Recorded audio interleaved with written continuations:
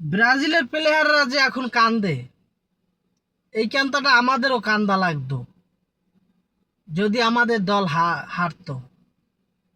আমাদের দলের নাম আর্জেন্টিনিয়ার, কিন্তু এখন হারলে আমি আরো হাসবো, আর 5 টাকা মসজিদে দিব।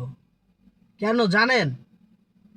যখন ইরান আমেরিকার যুদ্ধ হয়েছিল, তখন মেসি ডোনাল্ড ট্রাম্পের সাথে হাত মিলিয়ে হাতে তালি দিছিল। আসলে এটা দিয়ে তিনি বুঝিয়ে দিয়েছিল মুসলমান কখনোই ইহুদিদের বন্ধু হতে পারে না। এটাই বাস্তবতা।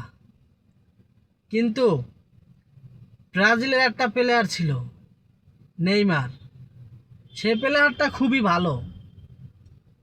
তিনি চাইছিল হাজারো ভক্তের মনে হাসি ফুটাইয়া তিনি খেলা থেকে বিদায় নিয়ে যাবেন। এই 10 নম্বর জার্সিতে তিনি আর কখনো খেলতে পারবে কিনা জানি না।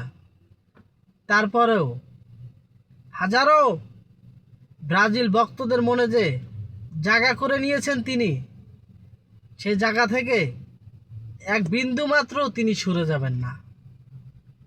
এই কারণে আমি বলতে চাই, যত ব্রাজিল ভক্ত আছেন মনে কোনো দুঃখ পাবেন না।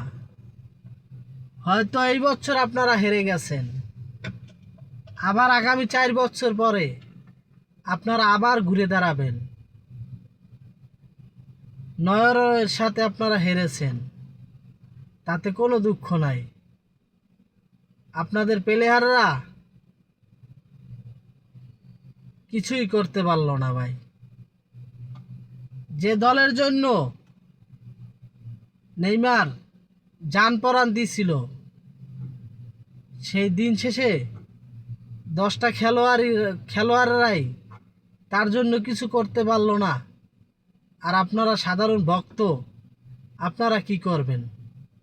তো ভালো থাকবেন, সুস্থ থাকবেন।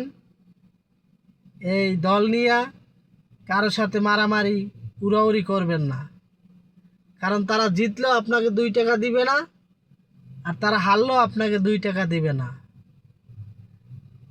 তাই এইসব বিষয় নিয়ে নিজেকে ভিতরে ঝগড়া কাইজা করবেন না। আর আমার দলটাকে আমি ঘৃণা করলাম কেন?